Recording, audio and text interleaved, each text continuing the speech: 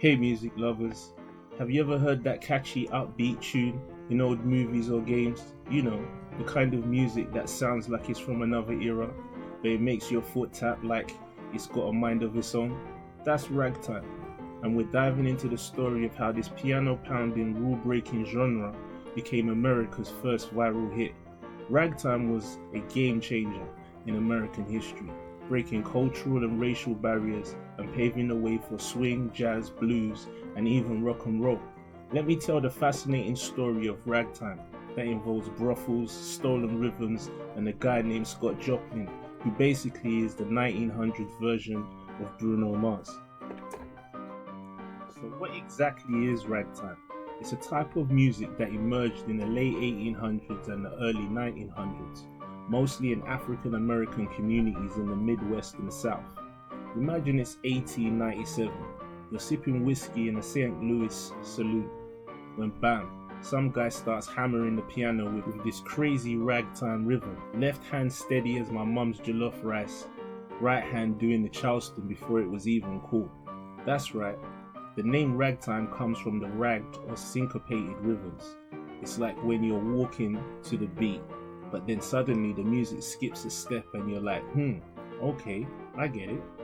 Ragtime was all about blending African American musical traditions like spirituals and dance music with European classical styles, and the main star of the show was the piano. Ragtime was mostly written for solo piano, with the left hand keeping a steady beat and the right hand doing all the fancy syncopated stuff. It was catchy, it was energetic, and totally new. Now let's talk about the time when ragtime was born. The late 1800s and the early 1900s were a wild ride in America. Cities were growing fast, people were moving in from all over the world, and there was this mix of excitement and tension in the air.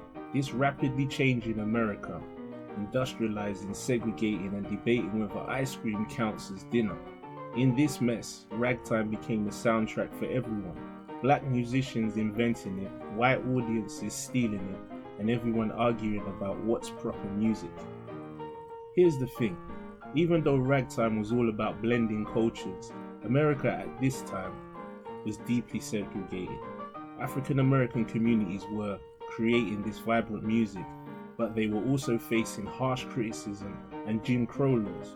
Ragtime became a way for African American artists to express themselves and share their culture with the world, even in the face of all that discrimination. So where did ragtime get its unique sound?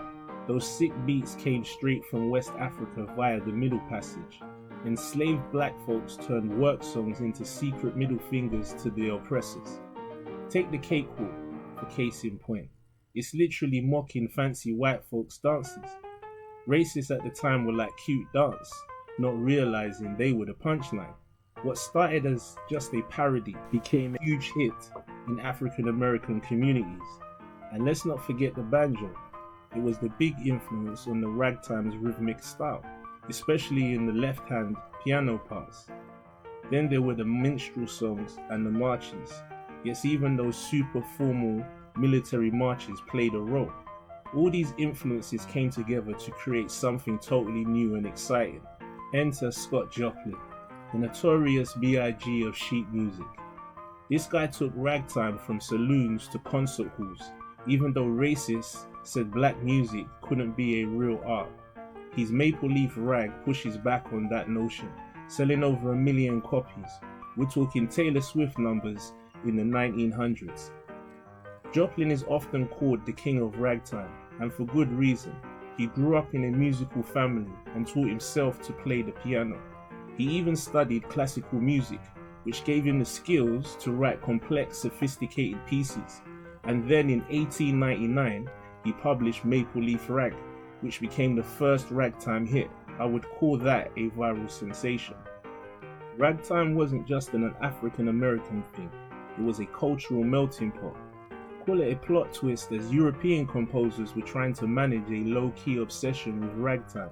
Composers like Franz Liszt and Claude Debussy were so inspired they even started incorporating ragtime rhythms into their music. Debussy straight copied ragtime in Gollywog's Cakewalk, which I know, problematic title, but the beat slaps. Meanwhile, Joplin's out there using Chopin tricks in his rags. Cultural appropriation? More like cultural collaboration with the extra drama. It was this back and forth exchange that made ragtime so unique and innovative. It wasn't just an American music, it was a global phenomenon. So how did ragtime go from being a local thing to a national sensation? Enter Vaudeville, the ultimate entertainment platform of the time. Vaudeville was like a variety show. Think music, comedy, dance, and even magic tricks. I would call it TikTok of 1900. Black performers like U.B. Blake killed it on stage, while white guys in blackface made bank off of racist covers. So with that environment, the music spread faster than gossip at a church picnic. Ragtime fit perfectly into vaudeville because it was energetic, fun, and super entertaining. Plus it gave African American performers a chance to shine on stage, even in a time of segregation. Ragtime wasn't just music, it was a way to connect people across races and classes. So what happened to ragtime? Well, it didn't disappear, it evolved. Without ragtime, jazz would still be elevator music in New Orleans. Those rebel rhythms birthed rock, hip-hop, even video game soundtracks. You can hear its influence in music from Duke Ellington to Louis Armstrong, and even in modern artists today. And here's the cool part, ragtime's legacy isn't just musical, it helped break down racial barriers and showed that African American culture was a vital part of American identity. Ragtime was more than just music, it was a movement. So there you have it. Ragtime wasn't just some old music, it was a revolution. It brought people together, broke down barriers, and left a lasting mark on American culture. If you enjoyed this video, don't forget to like, share, and subscribe for more deep dives into music history. And hey, if you want to stay in the loop, join our mailing list for exclusive content and updates. Thanks for watching, and I'll see you next time.